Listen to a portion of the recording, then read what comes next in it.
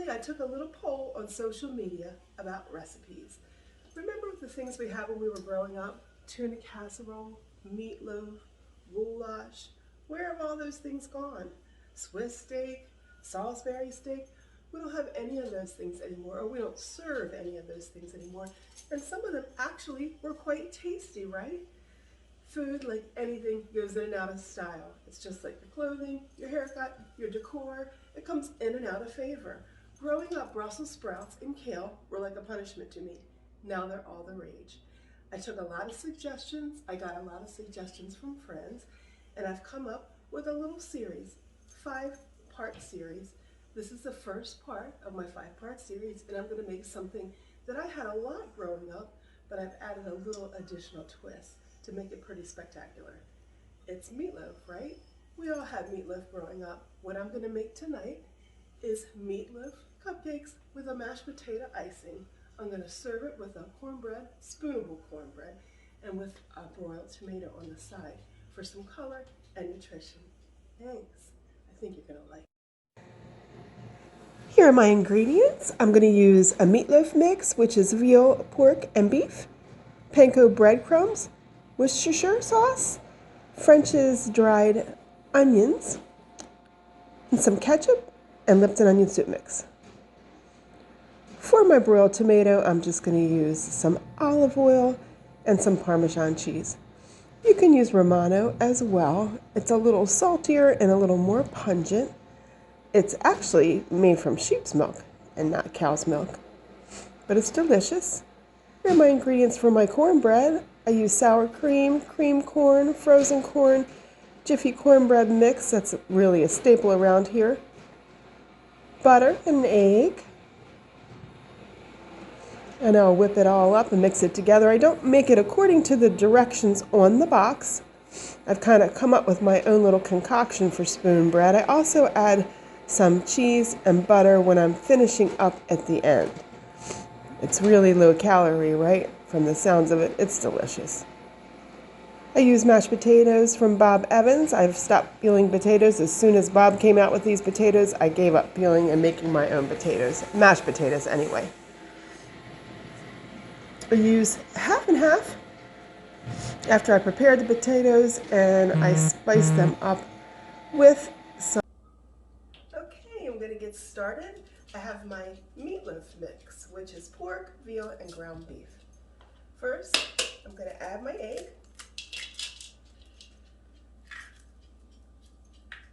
I'm going to add a dash of Worcestershire sauce.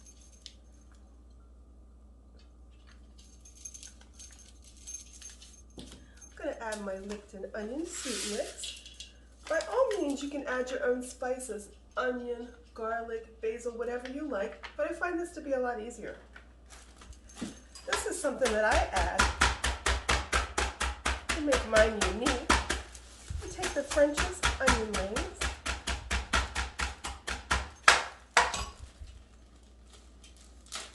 and I crush them. This is a little bit overkill. This is my meat tenderizer. You don't even need to use that. You can use a glass or a rolling pin. I'm not going to use this whole mixture. Just about 1/4 cup. I'm going to add a little bit of panko breadcrumbs, about 1/4 cup, and 1/4 cup of ketchup. And I'm going to mix it all together. Okay, so I have my cupcake tin here, or large muffin tin. I'm going to make sure to use some Pam. This is Pam olive oil, because they will, the meat will stick. I'm going to scoop it out and just mold it so it's like a little cupcake. If you saw my meatball video, I do this with meatballs as well, but these are going to be shaped a little bit different because I want to make them actually like little cupcakes made out of meat.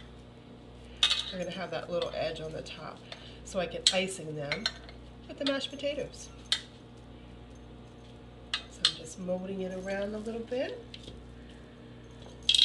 They're oh so delicious.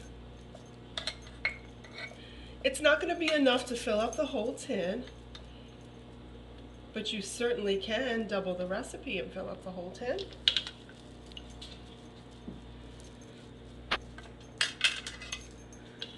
Now, if my hubby Mark was making these, each one would be perfectly sized.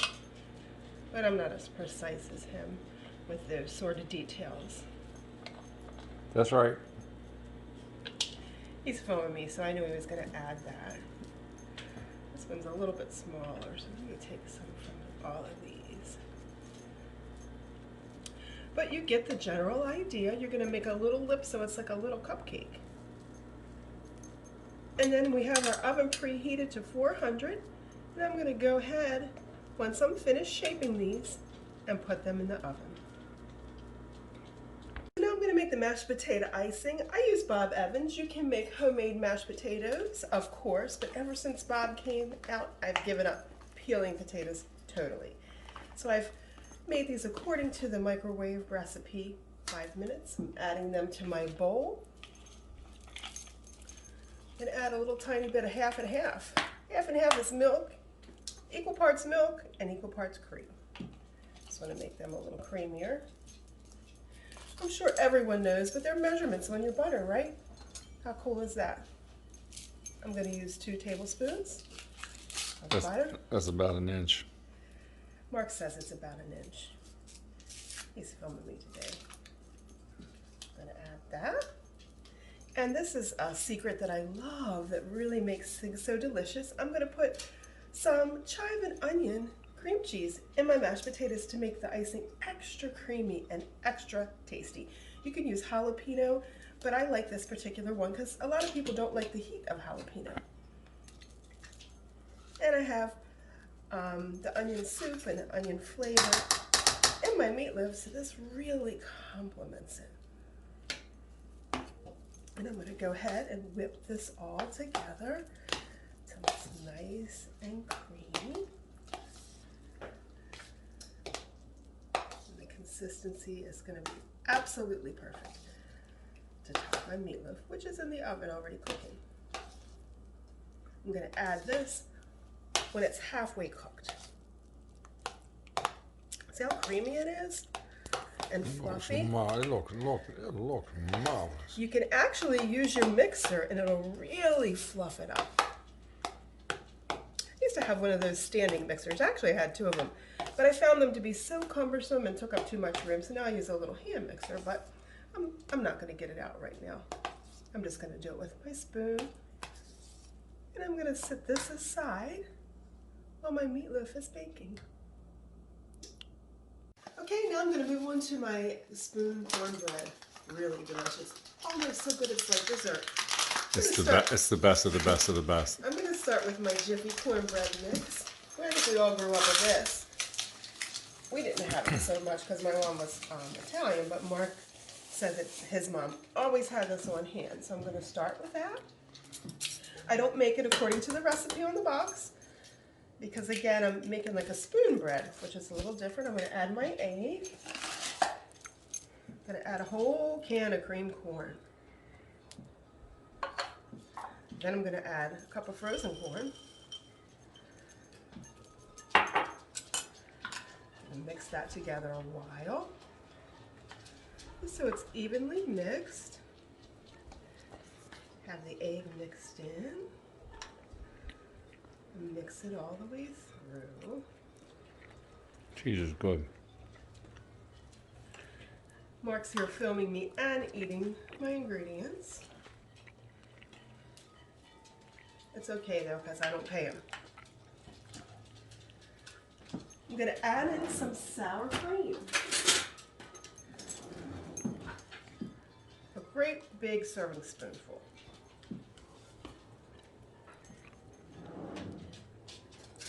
And as I have mentioned before, there's measurements on the butter.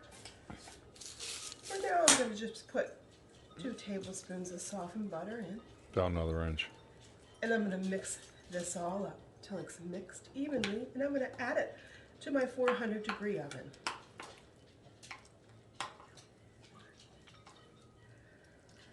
Pastry bag, but I'm not going to. I'm just going to put my potato mixture into a little Ziploc bag and cut the end off, like so, and use it to put on my icing. Actually, the meatloaf doesn't take long. It takes half the time. It's only like 20 minutes. So when they're part cooked halfway through is when I'm going to put the potatoes on top. Okay, you can stop. As you can see, I cut the end off my bag, and I'm just going to swirl it around like this. My cream cheese and that half and half is going to set up in the oven. It's got to cook for about 10 more minutes. I think you get the idea.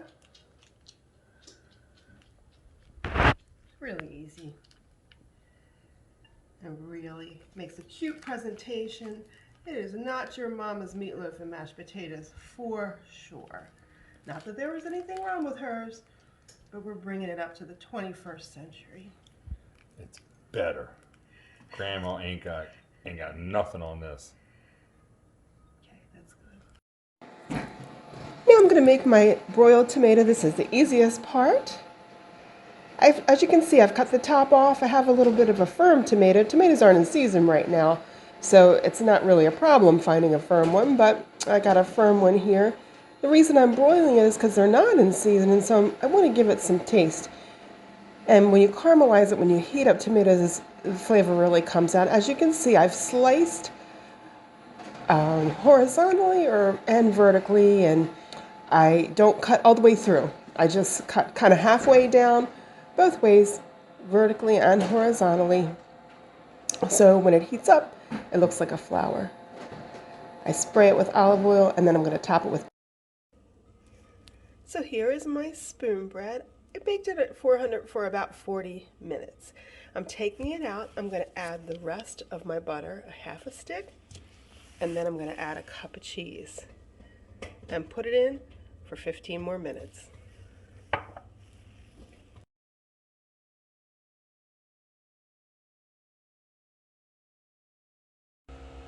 Here is my very delicious finished product. I'm ready to serve Mark. I've actually taken my meatloaf cupcakes out. I topped them with some more of the onion straws, put it back in for just a minute. Look how perfect and delicious. Here's my spoon bread. It's steaming hot and amazing. And look at my tomato. It looks like a flower. Perfectly delicious. Presentation is important too, friends. I see so many people with such beautiful food serving it up on a paper plate. No way. Get out your mama's own old china, your Corral, whatever you have. You're always important enough to eat on a real dish, and it's important for the environment. Mark's gonna come up and be my taste tester. This is not your mama's meatloaf. All right, here's my taste tester as always. Man, let me tell you something. It's delightfully to be Dundalk. It's delightfully to be Lisa G. Lipsy. And look at this food. It's delightfully to be, look at this food. But most importantly, it's delightfully to be me, to get this food. Amen. This right here is the best part of being a cook. You have the cleanup staff. She cooks, I clean. That's the deal. Mark always It's worth it. It's well worth it. Is the best cleanup. And look at Foxy. She's what we call the pre-wash. Bear too. I don't recommend this. It's not healthy for your dogs. So I'm going to stop them in just a minute. Thanks, Mark, for always doing the dishes. It was a great Sunday. You see Foxy go speeding by here in Dundalk. Bear's enjoying the weather. Just going to give you a little peek at how beautiful this day was here in Dundalk on the waterfront. How privileged and blessed we are to be able to live in such a beautiful place. Thank you so much for joining us today. Please click like on the video, subscribe to Delightfully Dundalk. Contact me if you have a business, an initiative, anything you'd like to add. How about sharing a recipe? on my channel. I'd love to have you as a guest. Thanks for joining. As always, remember, be grateful, love one another, and as always, stay delightful, Dundalk.